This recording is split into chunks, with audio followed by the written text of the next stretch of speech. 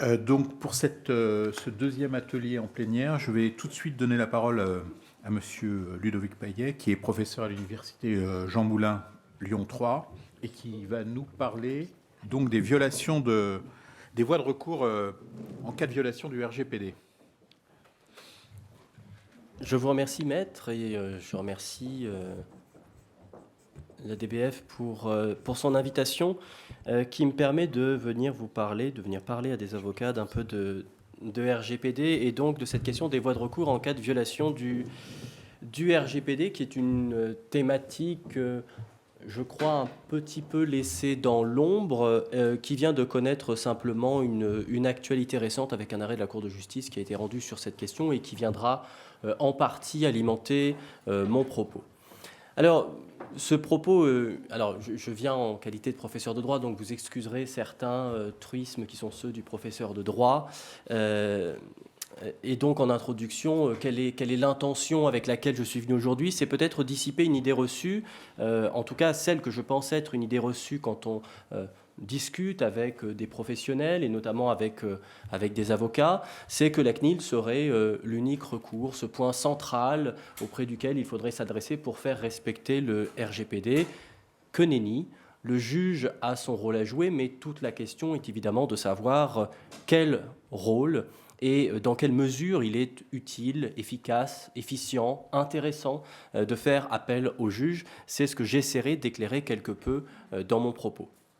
Pour autant, si la CNIL n'est pas l'alpha et l'oméga de la protection des données, elle reste une autorité de contrôle fondamentale. C'est là où je joue mon professeur de droit, puisque elle intègre un texte fondamental, l'article 8, paragraphe 3 de la Charte des droits fondamentaux, ce qui, en vérité, me permet ici de vous dire que l'existence même d'une autorité de contrôle indépendante dans nos systèmes de protection des données est un marqueur du modèle européen de la protection des données.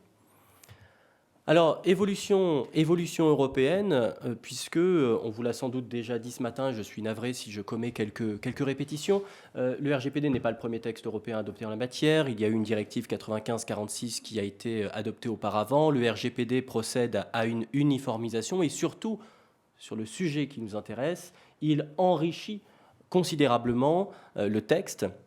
Il apporte un certain nombre de précisions qui sont utiles et justement, il vient conférer au juge judiciaire une place plus claire et plus importante dans l'architecture de la protection des données.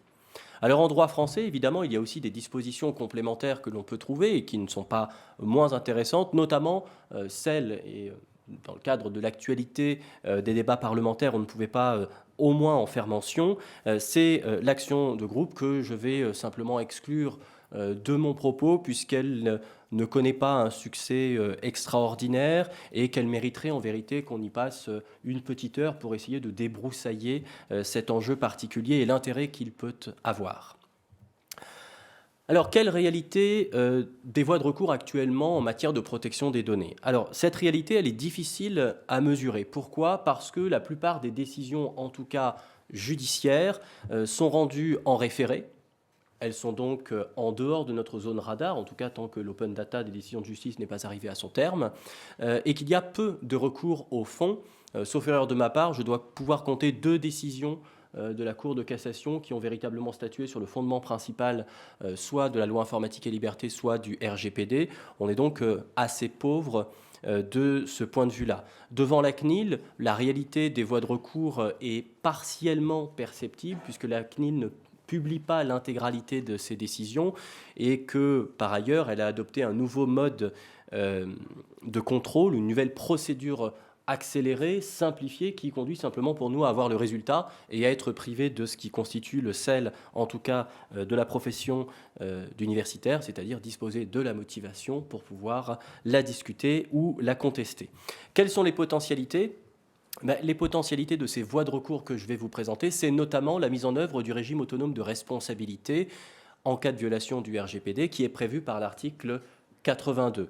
À cet égard, je parle bien d'un régime autonome de nos systèmes de responsabilité civile nationaux, autonome des systèmes de responsabilité civile de chacun des États membres, un système qui va commencer à se dévoiler puisque une question préjudicielle a été posée à cet égard devant la Cour de justice. On a simplement eu les conclusions de l'avocat général et nous restons en attente de la décision de la Cour de justice, notamment sur la question de la réparation du préjudice moral. Alors, je suis un professeur d'université, je vous ai fait un joli plan en 2 parties et avec 2 sous-parties, un plan que j'espère didactique, c'est une entrée en matière progressive. Je commence par des choses assez sympathiques et après je vais vers le sujet que je trouve vraiment passionnant. D'abord la présentation des voies de recours, quelque chose d'assez plan-plan, et ensuite en grand 2, l'articulation des voies de recours, c'est-à-dire là où on peut commencer à s'amuser et à construire de véritables stratégies pour servir les intérêts éventuellement d'un client. Alors, quels sont les titulaires des voies de recours ? Bon, rien de surprenant. La personne concernée par le traitement ou son représentant, le responsable du traitement ou le sous-traitant et le tiers victime. Simplement, ces titulaires ne sont pas tous visés par les dispositions du RGPD. Le RGPD doit nécessairement être complété par l'appel au droit national, on le verra, et les voies de recours ouvertes par le RGPD concernent uniquement certaines de ces personnes, les autres devant simplement compter sur le droit national, sur le droit commun. Nous allons aussi utiliser la distinction entre public enforcement et private enforcement, donc une distinction qu'on connaît déjà dans les droits qui mêlent ainsi droit public et droit privé, par exemple particulièrement en droit de la concurrence. Public enforcement avec la surveillance de l'application du RGPD qui est réalisée par les autorités de contrôle indépendantes sous le contrôle du Conseil d'État, et private enforcement, l'action des personnes privées en cas de violation du RGPD, et c'est là que l'on retrouve la mobilisation du juge judiciaire.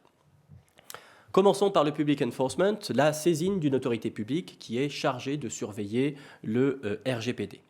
Alors, première chose importante, c'est que le RGPD ouvre un droit de saisir une autorité nationale de contrôle. Il manque un D à RGPD. C'est l'article 77 qui ouvre ce droit, qui ouvre cette prérogative, qui participe en réalité du droit à une protection juridictionnelle effective consacrée par l'article 47 de la Charte des droits fondamentaux. C'est donc un droit fondamental que de pouvoir saisir la CNIL, un droit dont vous aurez remarqué, parce que je l'ai mis en gras, qu'il est réservé à toute personne concernée. La personne concernée peut saisir la CNIL. Le responsable de traitement, le sous-traitant, lui, ne se voit pas ouvrir un droit comparable par le RGPD. Alors, quelles sont les autorités nationales de contrôle ? Là, j'enfonce, je l'avoue, une porte ouverte. L'article 51.1 nous dit que chaque État membre prévoit qu'une ou plusieurs autorités publiques indépendantes sont chargées de surveiller l'application du règlement. En France, c'est la CNIL. En Irlande, je ne me suis pas pu m'empêcher de la mettre, puisqu'elle est quand même sous les feux de l'actualité et de la critique, notamment par le Parlement européen et la Commission, c'est la Data Protection Commission, qui fait un peu de résistance en ce moment, mais ça nous donnera de la matière dans la Cour de justice. En Belgique, puisqu'elle a déjà permis d'avoir quelques éclaircissements utiles, l'autorité de protection des données, et en Allemagne, je n'ose pas le lire, considérant mon absence de maîtrise de la langue allemande. Article 77.1 toujours, quelle autorité de contrôle faut-il saisir ? Ou plutôt, quelle autorité de contrôle peut-on saisir ? Parce que là, le texte est particulièrement intéressant. Il nous dit, toute personne concernée peut introduire une réclamation auprès d'une autorité de contrôle, en particulier, et là s'ouvre une liste exemplative et non pas exhaustive, dans l'État membre dans lequel se trouve sa résidence habituelle, son lieu de travail ou le lieu où la violation aurait été commise. Alors, j'ai aussi une formation de droit international privé. Et lorsque je vois cette règle, je suis pour ma part particulièrement étonné. Pourquoi ? Parce que je retrouve des éléments de rattachement, c'est-à-dire que ma compétence internationale apparemment me permet de choisir entre 3 autorités de contrôle différentes, mais en vérité, le choix est ouvert. La question est, est-ce un open bar ? Puis-je saisir n'importe quelle autorité de contrôle, alors que, et c'est pour ça que j'ai indiqué le texte dans l'article 55, paragraphe 1 du RGPD, chaque autorité de contrôle n'est compétente que sur le territoire de l'État membre dont elle relève. Il y a donc un distinguo entre celle qui peut être saisie et celle qui peut exercer ses pouvoirs et ses missions. Bon, un distinguo qui, en vérité, apportons de la nuance, peut être compensé par les règles de coopération entre les autorités de contrôle.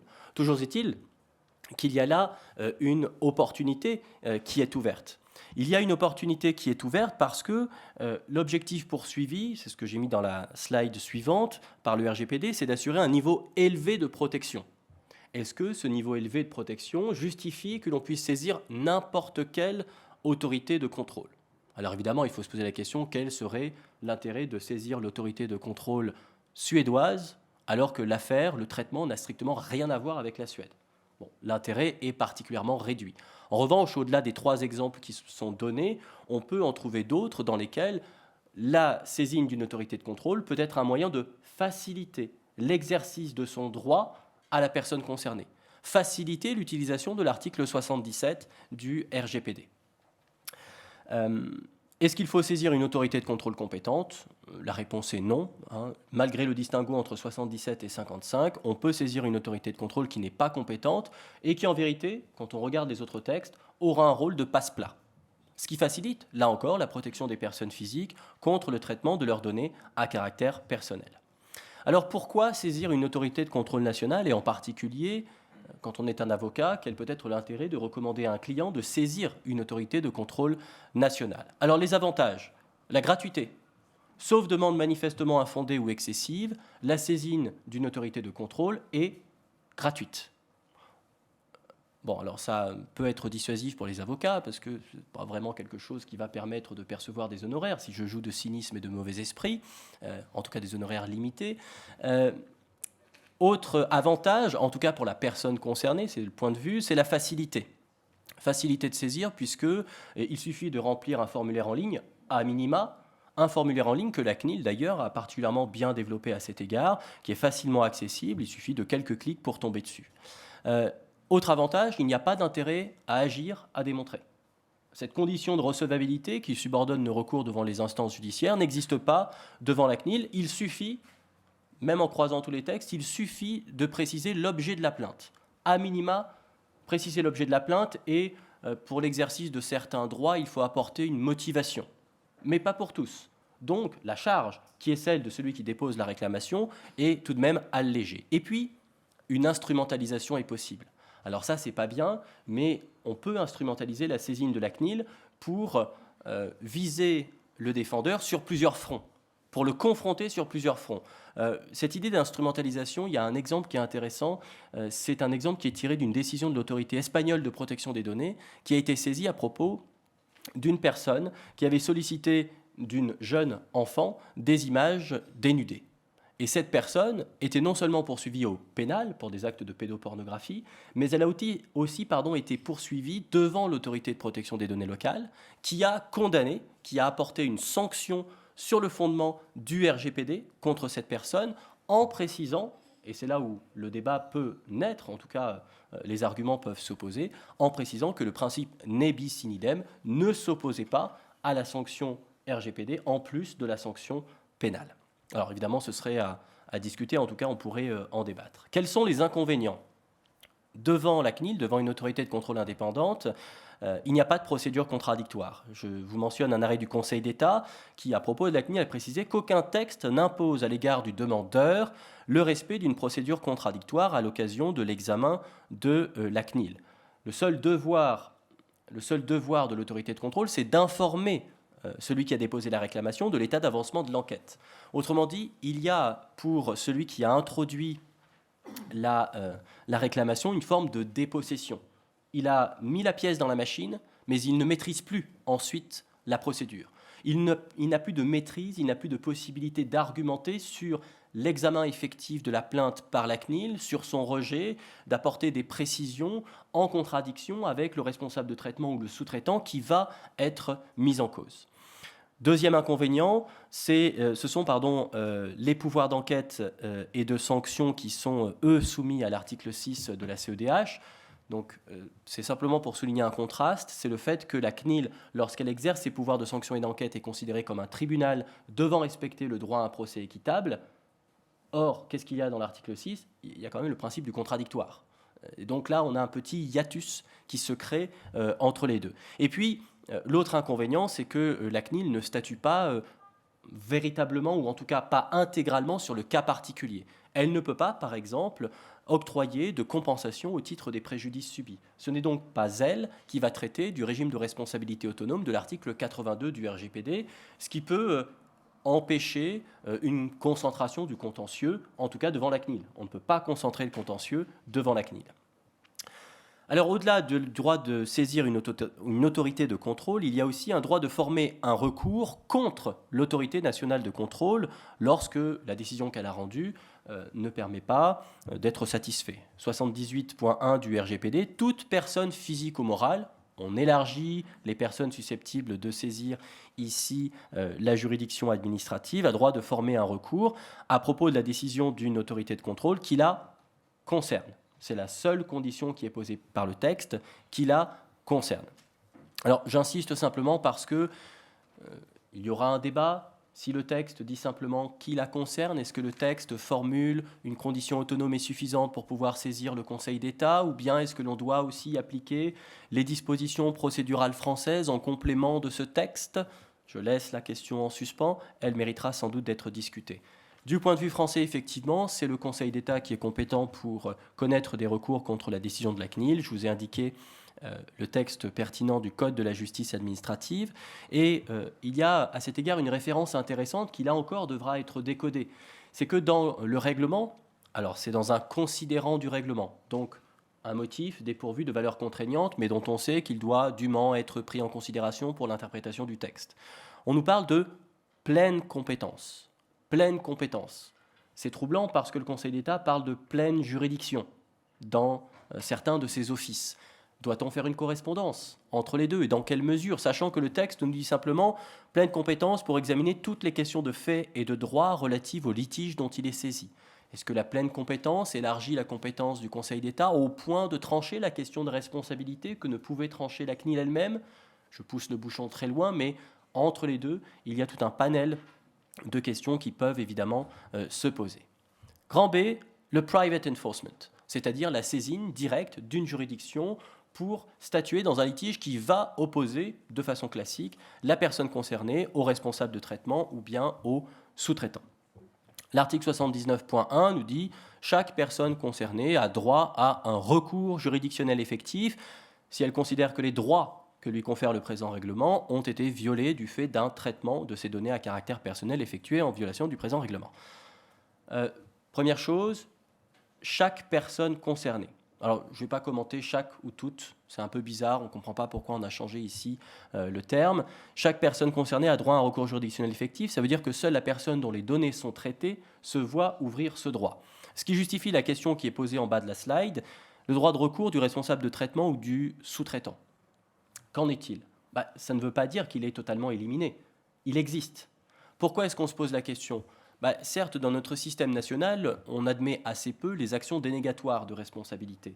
Mais ça ne veut pas dire qu'à l'étranger, de telles actions ne sont pas possibles. Et il est même habituel de construire des stratégies procédurales qui visent à saisir le plus vite possible un juge étranger évidemment compétent pour obtenir une décision de non-responsabilité et pouvoir ensuite revenir en France pour l'opposer. On se fonde alors sur le règlement bruxellois refondu et sur l'autorité de choses jugées qui est reconnue automatiquement. Ce qui peut être commenté éventuellement, c'est, en tout cas à ce stade, considère que les droits que lui confère le présent règlement ont été violés. Est-ce que la personne concernée ne peut saisir le juge sur ce fondement que pour la violation de ses droits, droit à la limitation, droit d'accès, droit d'effacement, etc. Ou bien est-ce que toute violation du RGPD peut être incluse dans ce droit de recours ? Alors si l'on considère les modalités d'interprétation de la Cour de justice, le triptyque interprétation littérale, contextuelle et interprétation téléologique, ce n'est pas forcément évident de répondre à la question parce que l'interprétation littérale nous dit ce n'est que lorsqu'il y a violation des droits, alors que l'interprétation téléologique, qui est la protection d'un niveau élevé, l'assurance d'un niveau élevé de protection, téléologique va nous conduire à encadrer, à englober toute violation du RGPD. Quelle juridiction faut-il saisir ? Alors je suis navré, j'ai mis un peu d'international parce que en matière de protection des données, on est vite confronté à des situations d'internationalité et même si elles effraient parfois, elles sont une occasion souvent manquée de jouer de stratégie, de se jouer un petit peu même de l'adversaire. Alors le texte vise toute action contre un responsable du traitement ou un sous-traitant. toute action, donc tout le panel que l'on peut connaître dans le droit interne est ici ouvert. J'entends l'action sur le fond ou l'action en référé, si l'on veut dire simplement. Une option de compétence est ouverte par le texte, à l'article 79, une option de compétence qui est favorable à la personne concernée, puisqu'elle peut saisir soit le juge de l'État membre du lieu d'établissement, c'est-à-dire la règle classique, actor sequitur forum rei, celle qu'on connaît tirée de l'article 42 du Code de procédure civile et qu'on retrouve dans le règlement bruxellien refondu en droit international privé de l'Union. Et j'ai simplement indiqué ubilex non distinguit. Pourquoi ? Parce qu'on nous parle de lieu d'établissement. Mais on ne nous dit pas si c'est l'établissement principal, l'établissement secondaire ou l'établissement dans le cadre des activités duquel l'activité de traitement est entreprise. Expression que l'on retrouve dans l'article 3 pour définir le champ d'application territorial du RGPD. Moi, je fais mon juriste de base, le texte ne précise pas, ça veut dire que je peux saisir l'état de n'importe quel établissement. Bon, en vérité, lorsqu'on est personne concernée, on va plutôt utiliser la deuxième branche de l'option qu'on appelle un forum actoris, la possibilité de saisir le juge de l'État membre de la résidence habituelle de la personne concernée. Ici, le DIPiste est censé vous dire que la première branche est une compétence générale, elle désigne les compétences d'un État, au droit de l'État de préciser précisément quelle juridiction pourrait être saisie, tandis que dans la deuxième branche, on n'a pas le choix, c'est une compétence spéciale, c'est le juge dans le ressort duquel peut être localisée la résidence habituelle de la personne concernée. Alors, il y a une petite difficulté qui se pose à l'égard de cette règle de compétence internationale, c'est son articulation avec Bruxelles refondu, parce qu'on a un considérant, alors là encore non contraignant, mais un considérant du RGPD qui nous dit que Bruxelles refondu sur la compétence internationale en matière civile et commerciale ne doit pas porter préjudice aux règles spécifiques du RGPD. Porter préjudice.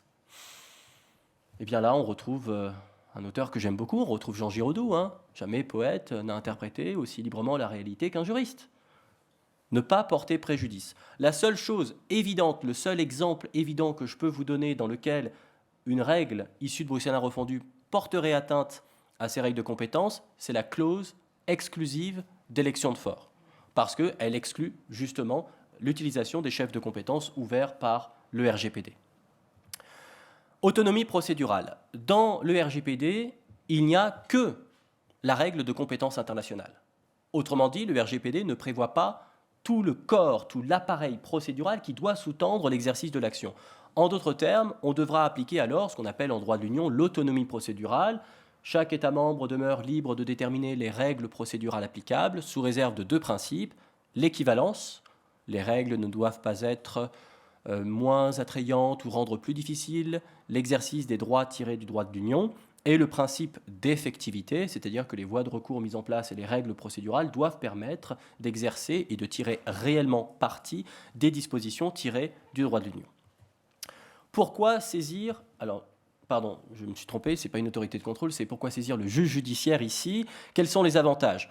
Premier avantage, c'est l'application des règles de procédure civile. Faire de celui qui dépose la demande l'acteur de la procédure civile, lui permettre de s'opposer à son adversaire, de construire une argumentation, de demander des mesures d'instruction, de profiter d'un référé provision, ce qui permet d'aller beaucoup plus vite que la saisine de la CNIL, soit dit en passant.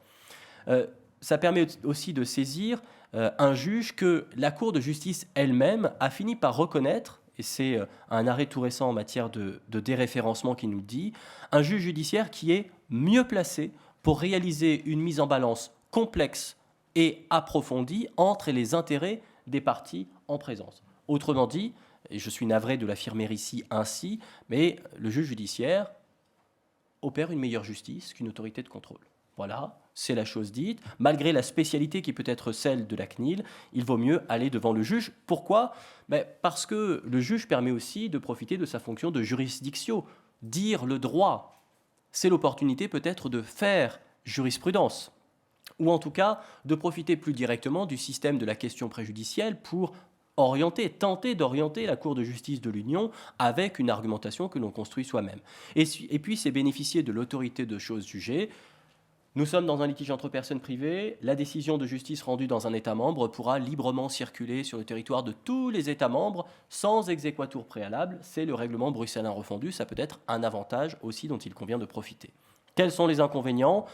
C'est ceux qui, de façon générale, peuvent faire obstacle à la décision du client d'entreprendre une action en justice, c'est le coût humain, la charge mentale, la gestion de l'affaire, le coût financier par rapport à un gain pour la vie privée qui n'est pas forcément ou systématiquement, immédiatement perceptible. Qui va aller exercer un droit à l'effacement devant le tribunal judiciaire de Lyon pour un commentaire faisant référence à lui sur Twitter.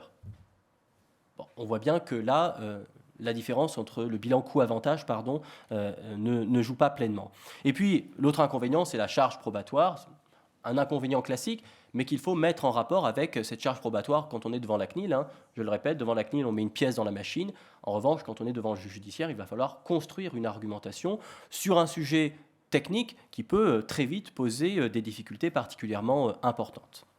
Alors, grand 2, le sujet que je trouve le plus intéressant, c'est la question de l'articulation des voies de recours.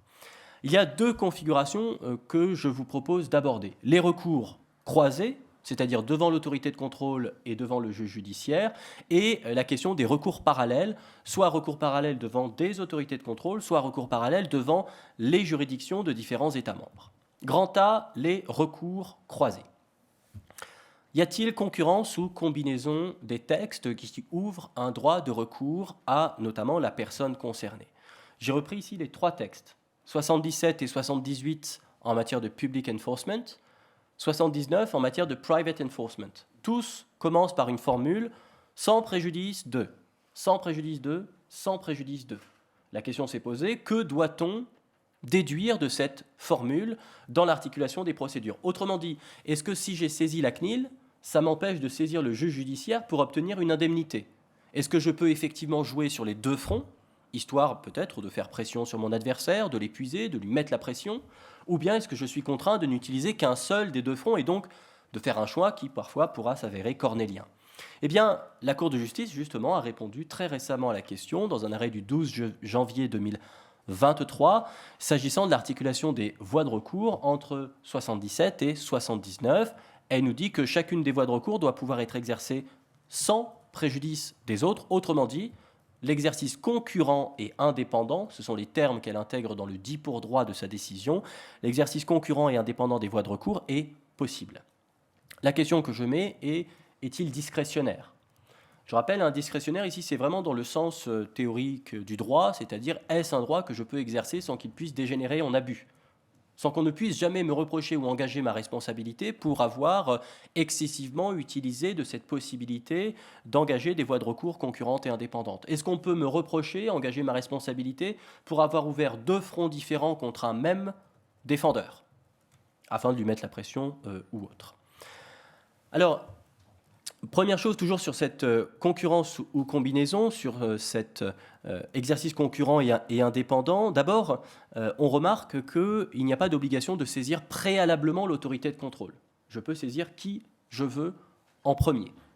Pas de contrainte, il faut faire la comparaison, c'est une évolution par rapport à la directive qui, elle, permettait aux États membres de prévoir une saisine préalable de la CNIL. Deuxième point, il y a des possibles contraintes préalables à la saisine du juge qui peuvent être mises en place par le droit procédural des États membres, toujours sous réserve du principe d'équivalence et d'effectivité, ce qui permet simplement de dire ici que les clauses de conciliation préalable, par exemple, pourraient parfaitement être interrogées au regard de cette disposition. Alors je cite un arrêt de 2017 qui a été rendu sous l'empire de la directive 95-46, mais qui, au regard des textes qui le fondent, est parfaitement transposable à l'application du RGPD. Alors, articulation des recours croisés. La Cour de justice nous dit « vous pouvez exercer vos voies de recours de façon concurrente et indépendante », mais la juridiction qui l'avait saisie lui demandait « oui, mais comment je fais pour articuler les deux ? Est-ce que le RGPD répond à la question de qui a autorité sur qui ? Est-ce que le civil tient la CNIL en l'état, si on reprend une formule appliquée entre matière pénale et matière civile ?» La Cour de justice répond, mais de façon classique, le RGPD ne dit rien, donc autonomie procédurale. Simplement, la CJUE insiste en nous disant que l'un des objectifs du RGPD, c'est d'assurer une protection cohérente et homogène de ces dispositions. Autrement dit, il faut éviter l'insécurité juridique. Et l'insécurité juridique, elle pourrait justement naître de ce que l'autorité de contrôle d'une part et le juge d'autre part adoptent des décisions qui sont inconciliables entre elles. L'hypothèse type, c'est la CNIL qui dit il y a violation et le juge qui dit bah non, il n'y a pas de violation. Là, ça veut dire que dans un même ordre juridique, il existe violation et non-violation. Alors certes, c'est très joli, ça fait du droit quantique, mais du point de vue de la sécurité juridique, c'est quand même pas très intéressant. Alors, en France, comment est-ce qu'on peut articuler les recours ouverts devant la CNIL et devant le juge judiciaire? Là encore, deux situations qui me paraissent se distinguer. Les saisines successives et les saisines simultanées. En cas de saisine successive, alors d'abord, il y a la règle de l'opposabilité de la décision du juge judiciaire. On ne peut pas parler d'autorité de chose jugée, tout simplement parce qu'il n'y a pas identité de partie devant l'autorité de contrôle et devant le juge judiciaire, et puis surtout parce que la CNIL ne rend pas une décision de justice, elle ne rend qu'un acte administratif. En revanche, la décision du juge judiciaire, si elle ne peut pas avoir autorité de chose jugée, elle modifie l'ordonnancement juridique. Et cette modification de l'ordonnancement juridique, elle ne peut pas être ignorée par les autres acteurs de cet ordre juridique. Cette opposabilité, elle permet donc de lier la CNIL par une décision qui aurait été adoptée par le juge judiciaire. En est-il de même dans la configuration inverse? Dans la configuration inverse, je rappelle que la décision de la CNIL est un acte administratif.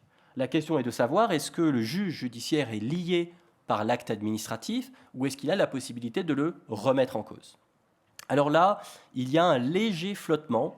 Il y a un léger flottement parce que le tribunal des conflits a affirmé que le juge judiciaire avait la possibilité de remettre en cause un acte administratif sur le fondement du droit de l'Union, donc de faire jouer l'exception d'inconventionnalité à plein. Pour autant, persiste le système des questions préjudicielles au juge administratif qui, normalement, permet de répondre à ce type d'articulation.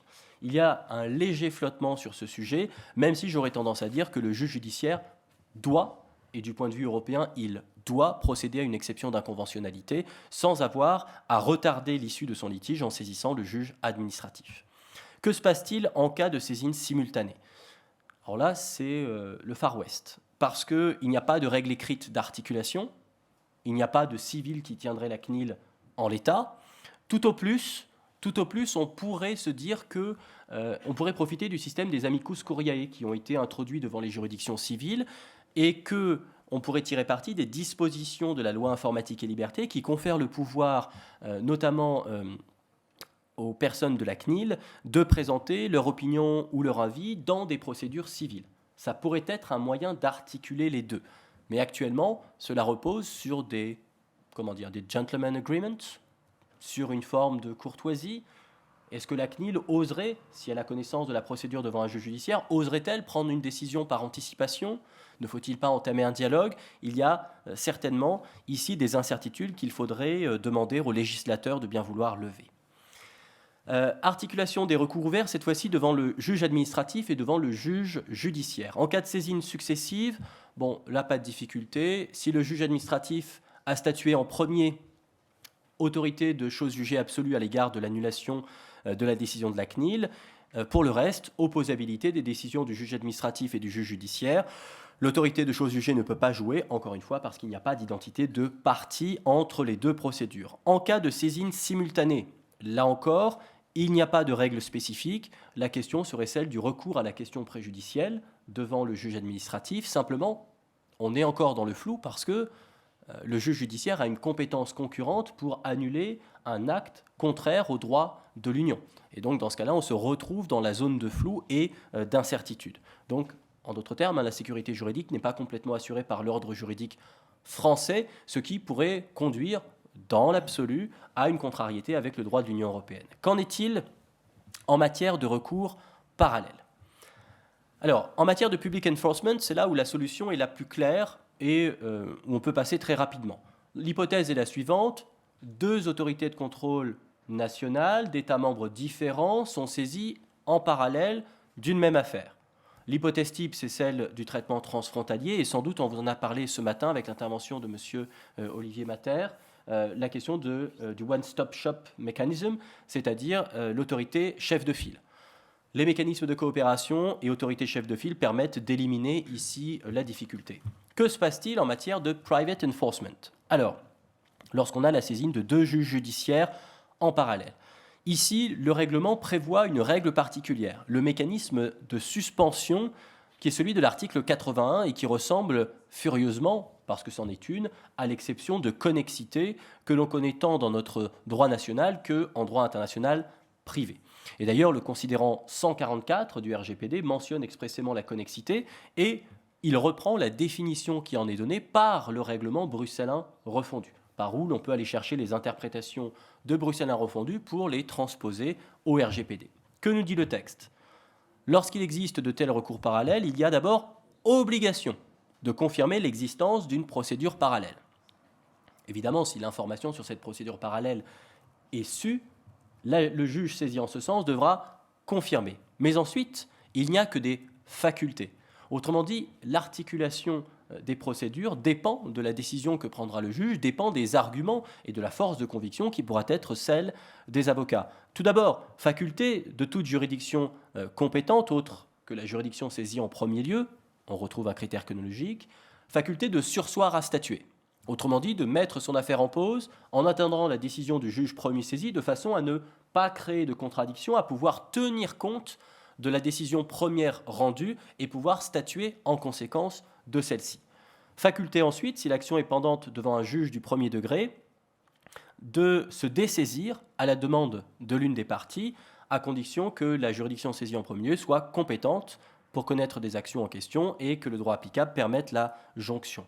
Donc c'est une possibilité pour le juge qui est saisi en second ou troisième lieu de se dessaisir, de permettre une concentration du contentieux devant un unique juge et que soit rendue une unique décision, ce qui peut amener à une forme d'économie de moyens assez intéressante.